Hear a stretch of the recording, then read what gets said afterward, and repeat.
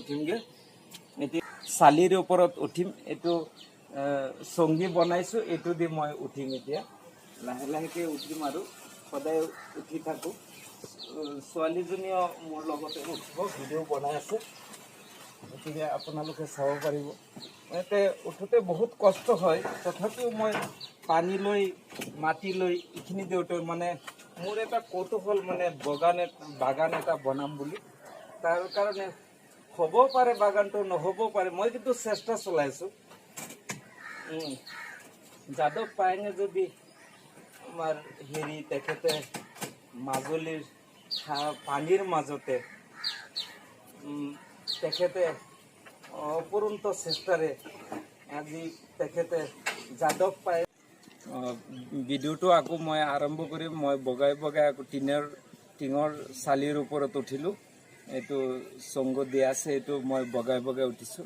ইয়াতো মোৰ এখন বাগান আছে, এইটো আপোনালোকে চাব। তাতে কিবাটো ভেৰাইটিছ লগাইছোঁ, ফুল গছ লগাইছোঁ, তুলসী গছ আছে, ইয়াতে তুলসী গছ আছে, আম গছ আছে, এইটো আম গছ,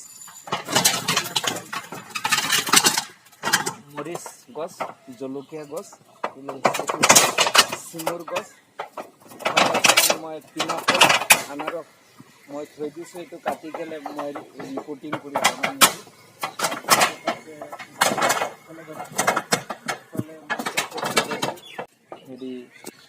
কচু গছ লগাই পৰীক্ষা কৰিছোঁ, হয় নে নহয়। ইমান এটা বেছি ভাল হোৱা নাই।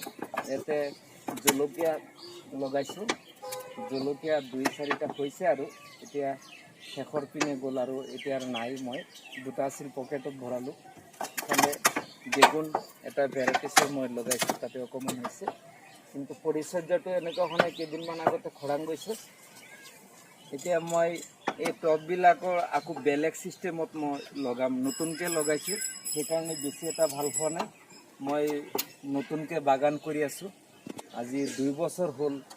প্ৰথমৰখিনিয়ে আৰু শেষে আৰু ভাল হোৱা নাই, তথাপিও লাগি আছোঁ। এইটো বেছি এটা ভাল হোৱা নাই। এইটো মই এটা সময়তে এইবিলাক মই বাদেই দিম আৰু এইটো তাৰ পৰা কিবা এটা শিকিব পাৰিলোঁ। বেঙেনা গছ লগাইছোঁ, অকণমান হৈছে। সেইকেইটা মই পৰিচৰ্যা ভালদৰে কৰিব পৰা নাই, নতুনকৈ লগাইছিলোঁ। ইফালে মই এতিয়া যাম। মই এইটো ভাল হোৱা নাই কাৰণে মই তাতে আৰু এটা টিঙৰ চালিৰ ওপৰত আৰু এটা মই বাগান বনাইছোঁ। এইটো অকণমান এইটোতকৈ ভাল বনাইছোঁ মই, আধুনিক ধৰণৰ। আৰু এইটো ভুল হোৱাৰ কাৰণে তথাপিও এইটো এতিয়ালৈকে পেলাই দিয়া নাই। চিমুৰকেইটা অকণমান হৈছে, চিমুৰৰ গছ লাগি আছে। এইটো হয়তো 2-3 মাহৰ ভিতৰতে এইটো চিমুৰ আহিব পাৰে। গতিকে মই এতিয়া কাটি নিদিওঁ, মই কেইদিনমান পিছতে কাটিম আৰু এতিয়া মই সেইটো টিঙৰ চালিৰ ওপৰত যাম। এতিয়া মই সেইটো আপোনালোকক দেখালোঁ। এতিয়া মই এইটো টিঙৰ চালিৰ ওপৰত মই উঠিম। গতিকে মোৰ এইটো বাগান কৰি আছোঁ। মোৰ বাৰে বাৰে বাগান দেখুৱাতে অসমৰ মানে এজন মানে বৈজ্ঞানিক পদ্ধতিৰে খেতি কৰা মানুহ, সমীৰ বৰদলৈ, সোণাপুৰ, তেখেতৰ ভিডিঅ'বিলাক চায়ো মই বহুত অভিজ্ঞতা পাইছোঁ। তাৰপাছত যাদৱ পায়েঙৰ পৰা মই অভিজ্ঞতা পাইছোঁ।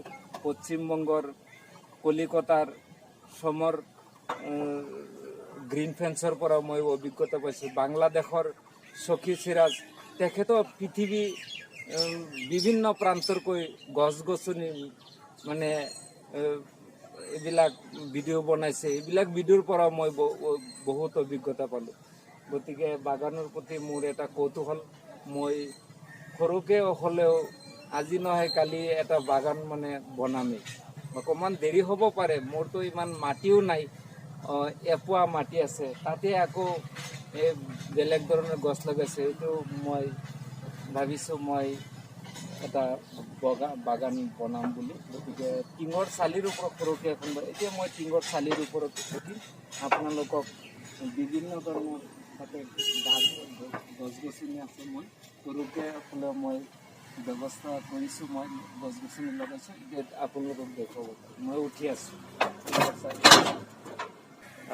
একটা একটা করে ভালো করে দাও, এটা এটা ভালো করে দাও, একটা একটা করে ভালো করে দাও, সব গাছ সব টেমা একটা একটা করে দাও।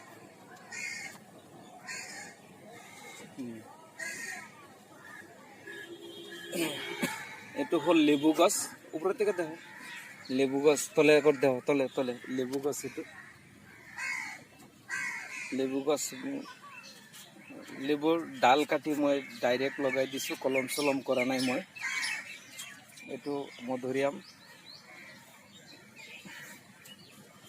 এইটো হ'ল পিনা ফুল, আনাৰস, পিনা ফুল লগাইছোঁ। ইফালে চিমুৰ লগাইছোঁ, আম গছো লগাইছোঁ টপত।